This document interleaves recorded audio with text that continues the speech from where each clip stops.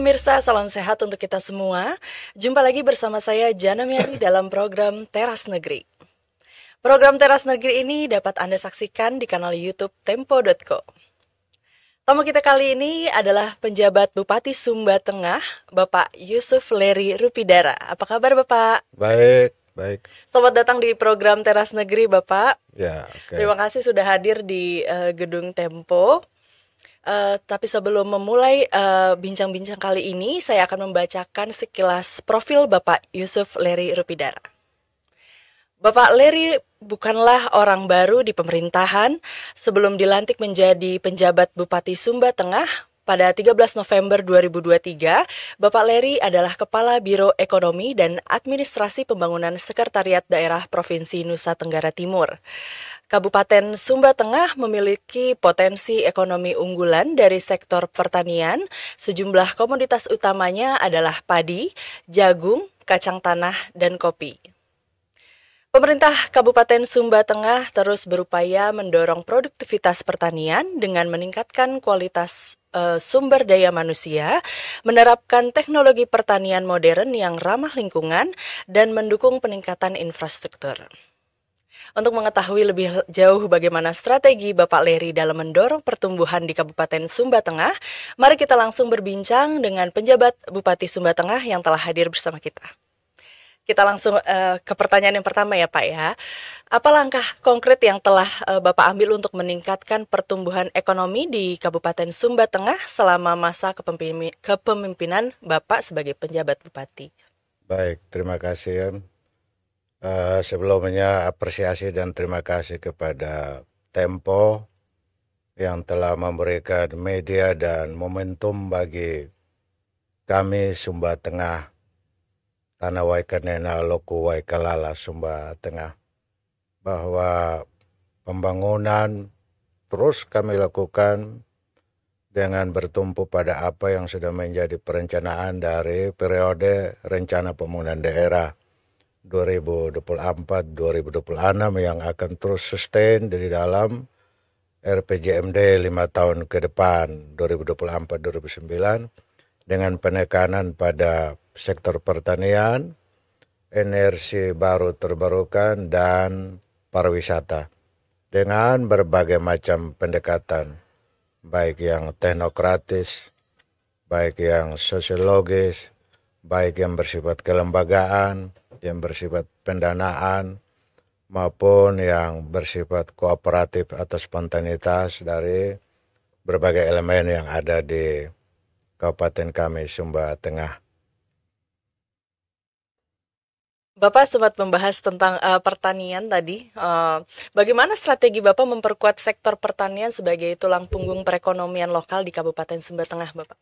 Ya, ada berbagai macam pendekatan, baik itu yang bersifat hulu, on farmnya sendiri, hilir maupun pada aspek market atau pasar. Jadi yang pada hulu misalnya bagaimana kami memperbaiki irigasi, jalan, lahannya sendiri, alsintan, tenaga kerja maupun kelembagaan. On farm misalnya pada benih, pupuk, pestisida, herbisida. Pada aspek hilir juga alsintan, peralatan seperti cold storage, gudang, dan termasuk aspek market yaitu penataan sistem logistik pertaniannya maupun transportasi serta penciptaan berbagai macam bentuk pasar untuk penyaluran hasil-hasil pertanian. Oke, baik Bapak.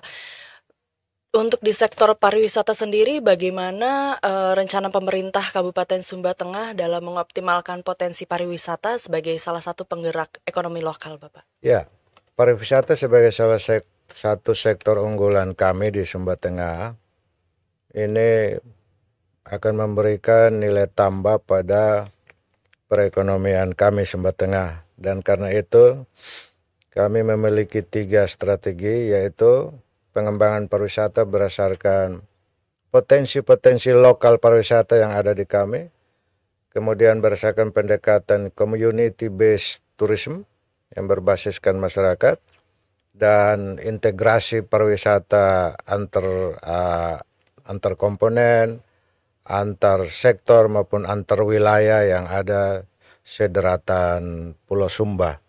Itu 3 pendekatan yang kami lakukan sampai hari ini dan pada masa-masa yang akan datang. Sekali lagi pendekatan berbasis sumber daya lokal, community based tourism, dan terintegrasi. Baik, baik. Jadi memang untuk nanti penguatan di wisata lokal ya Pak ya? Ya, jadi dari 3 strategi itu ada 5A yang kemudian menjadi perhatian kami, yaitu membenahi sedemikian rupa agar objek atau destinasinya memiliki kadar atraktif, A pertama. Kedua, memperbaiki akomodasinya, A kedua. Ketiga, memperbaiki aksesnya, A yang ketiga. Keempat, memperbaiki amenitiesnya, A yang keempat. Dan tentunya yang kelima adalah awarenessnya, A yang kelima.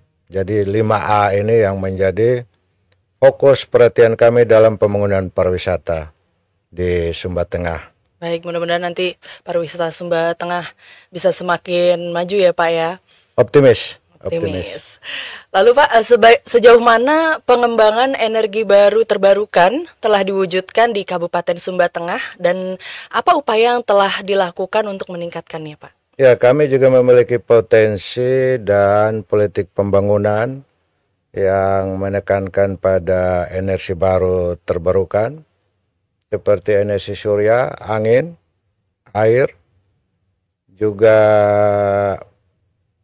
dalam tanda petik karbon ya. Saya belum terlalu berani banyak berbicara soal itu karena knowledge dan literasi kita, khususnya saya juga masih kurang. Tapi yang jelas kita di Sumba Tengah memiliki taman nasional seluas 32.000 hektar, hutan produksi terbatas kurang lebih 15.000 hektar, hutan produksi sendiri 5.000 hektar, dan hutan lindung 6.000 hektar. Sehingga total dari 4 jenis ini sekitar 59.000. Saya kira ini potensi yang luar biasa jika kita berbicara tentang energi baru terbarukan. Sangat potensial sekali ya Pak ya? Iya, sangat potensial. Baik Pak. Lalu apa langkah-langkah yang telah diambil untuk meningkatkan akses terhadap sumber daya dan infrastruktur di wilayah pedalaman di Kabupaten Sumba Tengah? Iya, pembangunan berbagai macam sarana prasarana seperti jalan, listrik sendiri, air, jembatan, sarana prasarana komunikasi. Terus kami lakukan dengan sumber daya yang berasal dari fiskal daerah, sumber daya yang berasal dari dana-dana pemerintah pusat, seperti dana alokasi khusus, juga dana-dana mendukung kegiatan non-fisik, dana dekonsentrasi, dana tugas pembantuan yang merupakan satu integrasi juga dengan pemerintah provinsi, dan termasuk dengan dana-dana desa. Terus kami maksimalkan dan integrasikan semaksimal mungkin pelaksanaannya. Oke, baik Bapak.